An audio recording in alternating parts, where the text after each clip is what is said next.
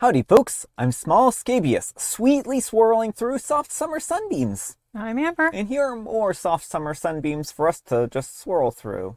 You can do that when you're a flower, you know that? So let's get started on that. And folks, we have a live stream coming up on Friday, 6 o'clock p.m. Eastern Time. We hope to see you then. Let's get started. Alright folks, and our first letter is titled, Am I a Jerk for Calling My Dad a Creep? I'm a 19-year-old female, and I have a small chest, and I wear oversized hoodies. You honestly can't tell whether I'm wearing a bra or not. So, if I'm just going to the convenience store for like 10 minutes or taking a quick walk, I sometimes don't wear one. My dad hates this. He wants me to wear a bra even at home. What really bothers me is that he'll touch my back to check for a bra strap. If he realizes I'm not wearing one, he gets mad and tells me to go put one on. I've told him before that it makes me uncomfortable. Recently, I came back from a quick convenience store run, wearing thick clothes and no bra. And he did it again. He touched my back to check and then got angry and said that my boobs would sag and I would end up looking like an old woman if I kept doing that. I got angry and he yelled that touching me to check my underwear is weird and feels like sexual harassment to me. And I called him a creep. I also said that he walks around the house in boxers and a t-shirt all the time, so he has no right to act like I'm the inappropriate one. He's upset because he thinks that I'm accusing him of being some kind of creep, when he was just worried about me. Am I the jerk? Edit, my mom isn't in the picture. I live with my dad and brother, and I'm planning to talk to my brother about it tomorrow because he's mentioned before that my dad sometimes makes him uncomfortable too. All right, folks, what do you think? No, absolutely not the jerk. If your dad doesn't want to be called a creep, he should stop being a creep. What he is doing right now is very, very creepy. First of all, if you have to touch someone to find out if they're wearing a bra or not, that's a pretty obvious, and like, not that it matters if someone does or not, right? But if you can't even see and you literally have to go up to them and touch them, obviously nothing is showing. Like, and his weird obsession of, oh, you're going to have saggy boobs when you get old. First of all, that's not how that works. But second of all, even if OP did, why is he so concerned about it? It's like, why do you care about what your daughter's boobs are going to look like in 30 years? Yeah. So, I mean, I agree. I think, like, this is a completely inappropriate thing for him to be doing. I think OP was right to call him out for being a creep because he's acting like a creep, honestly. So, if he wants to not be, labeled as a creep, then he can just stop doing this, right? Plain and simple. And I think that this is sexual harassment. Like, OP is being harassed by their dad sexually. Now, he might not like that, but that's the reality of the situation. Mm-hmm. Her underwear is her business. And the thing is, like, even if she was wearing, clothes that were a bit more revealing in that respect, the best I think that he could do is say, hey, you're making me uncomfortable. I'm seeing things that I'm not, that make me uncomfortable here, right? And kind of talk to her gently. But I don't think being like, oh, you have to wear a bra because that's a requirement is a reasonable expectation. Especially since OP's like, oh, he walks around in underwear all the time. Like, who wants to see their, father walking around in underwear, right? I mean, probably no one. Yeah. But let me know what you folks think. So anyhow, take care and good luck. All right, folks, and our next letter is titled, Will I be a jerk if I said that I buy lunch for lunch? I have a team of 10. Occasionally, I buy everyone lunch. Usually sandwiches, Chinese food, Indian food, or Chipotle. Typically, it's individual meals, not family style. I do this with my money, not expense to the company. One of my team members routinely takes his home, and I'm 99% sure he gives it to his son. 9 of us sit around and eat and talk about usually non-work related stuff. And he sits in his office with the food in the fridge. Will I be the jerk if I said that I buy lunch for us to eat together, not to bring home? That I do it for a team building, and if he doesn't want to join us, then he shouldn't order. For some context, this person makes $90,000 a year, and his wife is a nurse. This isn't a low-paying job where the family is struggling to put food on the table. All right, folks, what do you think? I mean, I think if OP were to say something, then that would be kind of a jerk move. The fact of the matter is we don't know why the employee is not eating with everyone, and it's not our business to speculate. Like, first of all, if this is like supposed to be like their lunch break, then they can spend it however they wish. You shouldn't be doing like mandatory bonding time during lunch because some people need time to decompress. But some people have food anxiety, like anxiety eating around other people. I mean, I've dealt with that, Some people have dietary issues and sensitivities and may, again, like not be comfortable eating in front of everyone. There's all kinds of reasons. And even if he is taking it to give to his son, like, you don't know what their financial situation is. You can speculate until the cows come home, but that doesn't mean you're right. Just because he's making $90,000 a year doesn't necessarily mean that they're comfortable. Yeah, and maybe this is like the one treat that the kid gets a week, and maybe OP should feel, lie to themselves if they want to and say that's the reason they're doing this.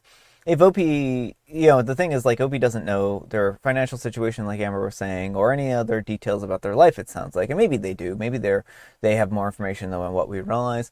But again, like, it's his prerogative. If OP is really this hung up on it, then what OP should do is have them go to a restaurant and sit down. Mm-hmm. And then that way he can't just, go into the restaurant and make his order and then walk away. I mean, they could still do that, but it's going to be in general something that I think is most people would not do. So I think if OP's really this hung up on it and they really want this person to join them for lunch, then just start having the lunch out in a restaurant and problem solved. But OP can't buy somebody a gift and then complain about how they use that gift. Mm-hmm.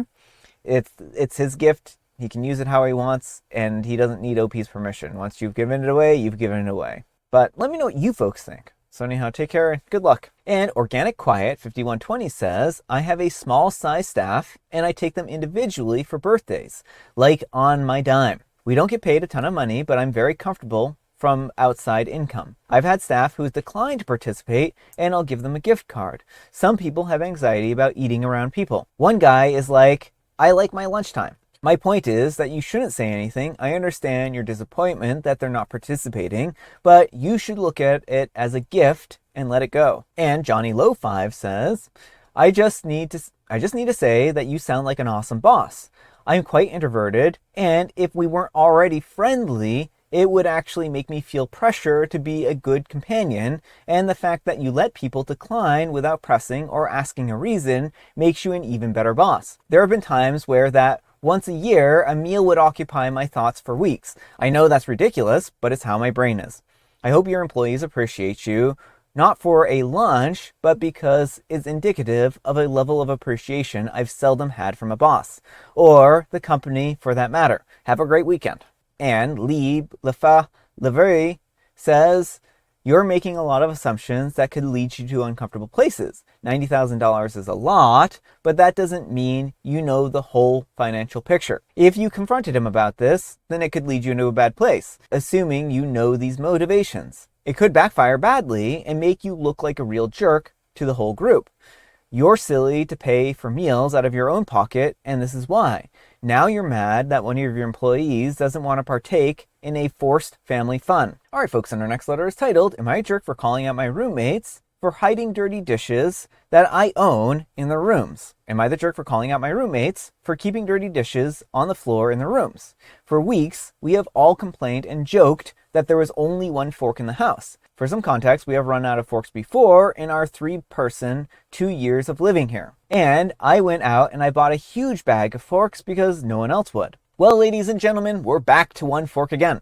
And I was looking for a plate my father gave me as a gift and saw in my roommate's room all of our doors are open. A couple of dirty forks on his floor along with his trash. And my plate, now dirty, with another fork under his gaming chair. Am I the jerk for calling this behavior out in the group chat? All right, folks, what do you think? No, not the jerk. I mean, you need to have clean dishes available in the house. Like, these are your dishes and your roommate is just taking them. But also, leaving dirty dishes everywhere can, like, get bugs in. And that doesn't just affect their one room. It's not like ants will be like, this is the one place in this house I will go. No, they will go everywhere and get into everyone's stuff. Yeah, I mean, getting bugs isn't cool, and I think that the roommates need to either buy more forks, because it seems like these forks are disappearing at a pretty rapid rate, or wash them and bring them out. Like, how hard is it to wash some forks, right? And I feel like OP is justified for calling this out and saying, hey, can we please return the forks? I bought a huge bag of them, and now they're all gone. Like, OP needs to be able to use them as well. They remedied the problem last time, and now it's cropping up again. And I think that they just need to learn to be a little bit more tidy and clean.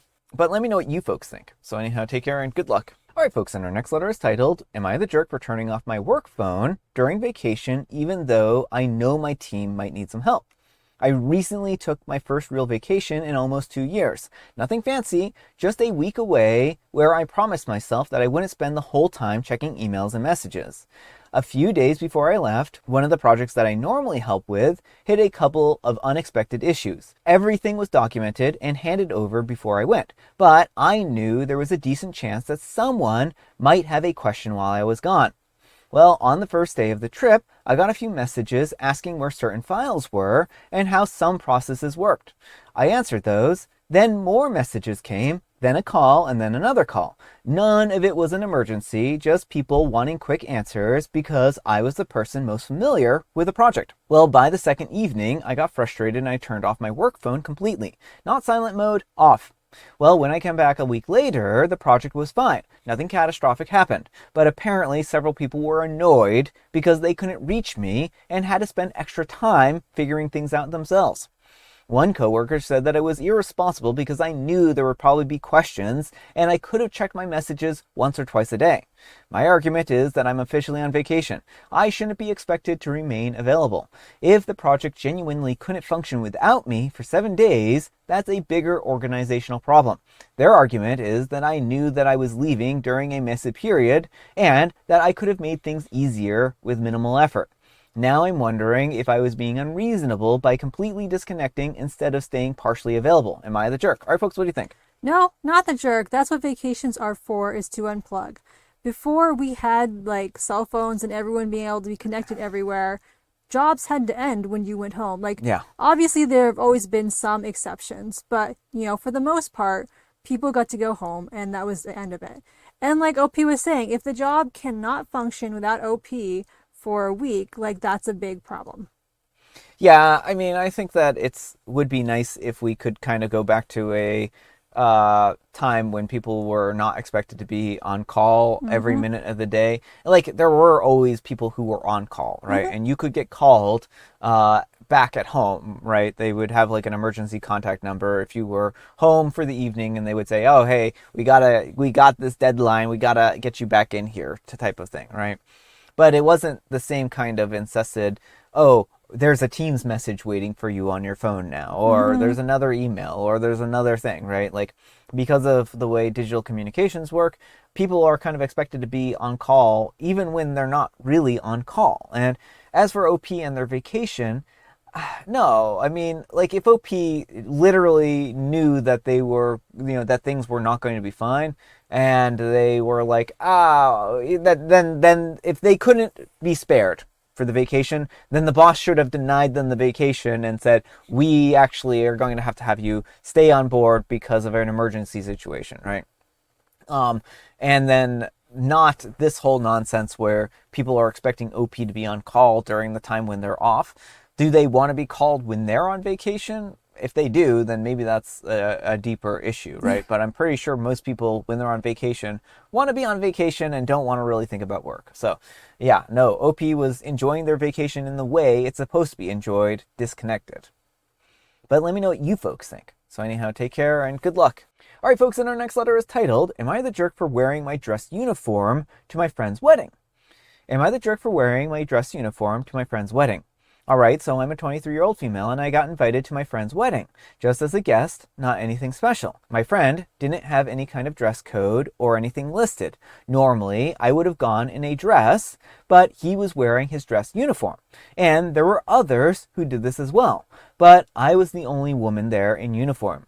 When I got there, everything seemed fine, but at the reception, a bridesmaid came up to me and told me that it was wrong for me to wear my dress uniform, and it looked like I was just trying to show off. She said that it had come from the bride as well. I was told that it was disrespectful to the bride and groom. When I brought up that there were others in dress uniforms, I was told that it was different, but she couldn't say how. I didn't really want to get into a huge argument, so we didn't really argue much with her afterwards, and I haven't really gotten the chance to ask my friend either.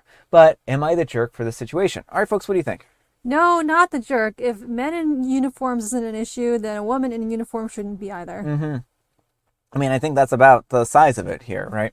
OP wasn't, trying to show off. They were literally showing support by being there in their uniform. If the groom was in a uniform and this was a acceptable item, then there is no shame at all in wearing a uniform, right? Maybe not everyone wants to wear a uniform to a wedding.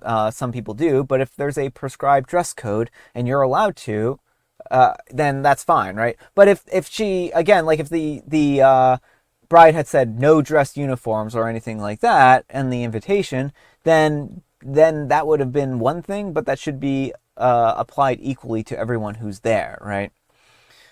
But let me know what you folks think. So anyhow, take care and good luck. All right, folks, it is tea time. Grab your beverages of choice. I've got some tea right here. And Amber, she has a joke.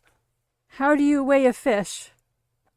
Well, on a scale or with its scales? Yeah, use their Use scales. their scales? Yeah, I mean, I figured that was coming, but that doesn't even make sense.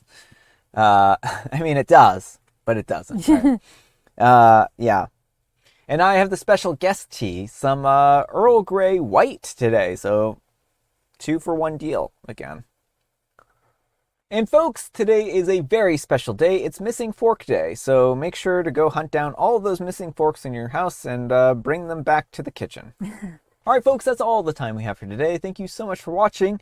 Happy terrific Tuesday, spelled TWO. Amber, we need some kind of moral advice and or guidance, and please have it on checking your daughter to make sure she's wearing a bra. Don't. Yeah, I mean, like, none of your business. But thanks so much for watching, and we'll see you all tomorrow. Bye.